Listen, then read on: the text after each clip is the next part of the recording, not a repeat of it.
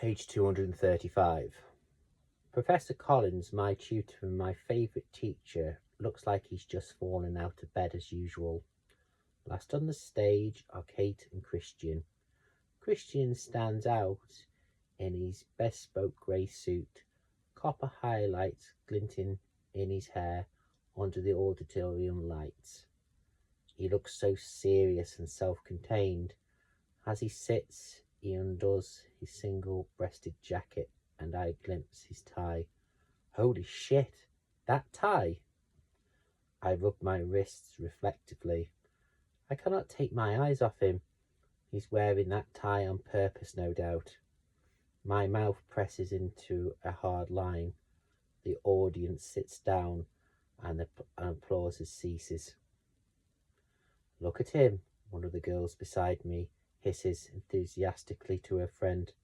He's hot. I stiffen. I'm sure they're not talking about Professor Collins. Must be Christian Grey. Is he single? I bristle. I don't think so, I murmur.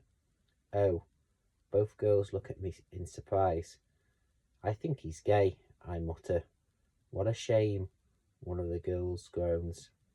As the Chancellor gets to his feet and kicks off the proceedings with his speech, I watch Christian subtly scanning the hall.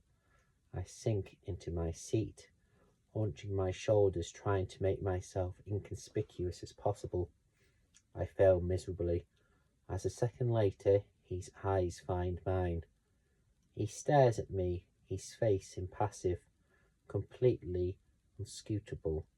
I scream uncomfortably, hypnotized by his glare, as a slow flush spreads across my face. Unbidden, I recall my dream from this morning, and the muscles in my belly do the delectable clench thing. I inhale sharply. The shadow of a smile crosses his lips, but it's fleeting. He briefly closes his eyes, and, on opening them, reassumes his indifferent expressions. Following a swift glance up at the Chancellor, he stares ahead, focusing on the WSUV emblem hung above the entrance. He doesn't turn his eyes towards me again. The Chancellor drones on, and Christian still doesn't look at me. He just stares fixedly ahead.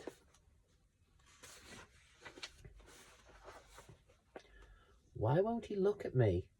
Perhaps he's changed his mind. A wave of unease washes over me. Perhaps walking out on him last night was the end for him too. He's bored of waiting for me to make up my mind. Oh no, I could have completely blown it. I remember his email last night. Maybe he's mad that I haven't replied. Suddenly the room erupts into applause as Miss Catherine Kavanagh has taken the stage. The Chancellor sits, and Kate tosses her lovely long hair behind her as she places her papers on the lectern. She takes her time, not intimidated by 1,000 people staring at her.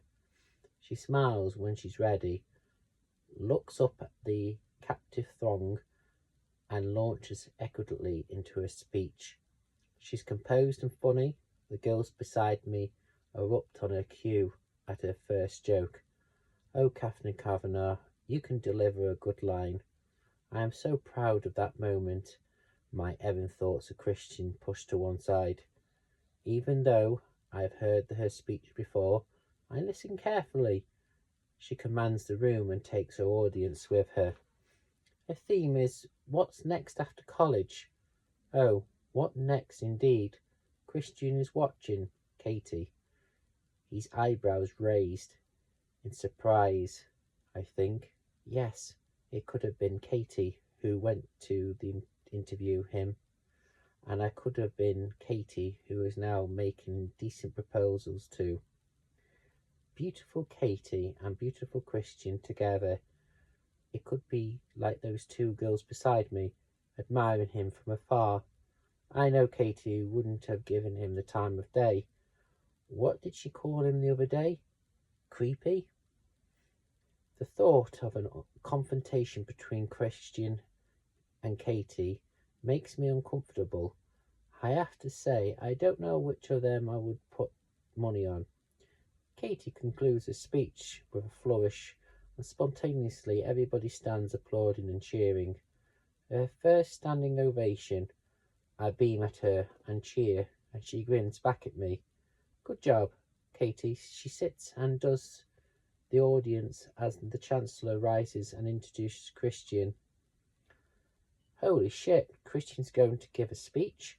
The Chancellor touches briefly on Christian's achievements, CEO of his extraordinarily successful company, a real self-made man, and a major benefactor to our university. Please welcome Mr. Christian Grey. The Chancellor pumps Christian's hand, and there is a swell of polite applause. My heart's in my mouth. He approaches the lectern and surveys the hall. He looks so confident, staring in the front of us all. Katie did before him. The two girls beside me lean in, entrapped. In fact, I think most of the female members of the audience inch closer, and a few of the men. He begins, his voice soft, measured, and memorizing. I am profoundly grateful and touched by the great compliment accorded to me by the authorities of the WSU today.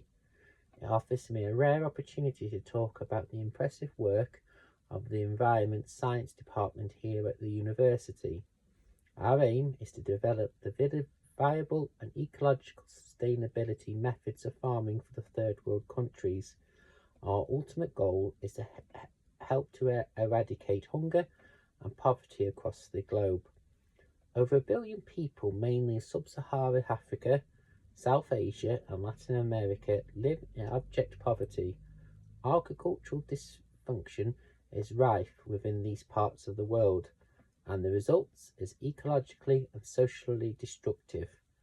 I have known what it's like to be profoundly hungry. This is a very personal journey for me. My jaw falls to the floor. What? Christian was hungry once? Holy crap. Well, that explains a great deal, and I recall the interview. He really does want to feed the world. I desperately racked my brains to remember what Katie had written in her article. Adopted at the age of 4, I think. I can't imagine that Grace starved him.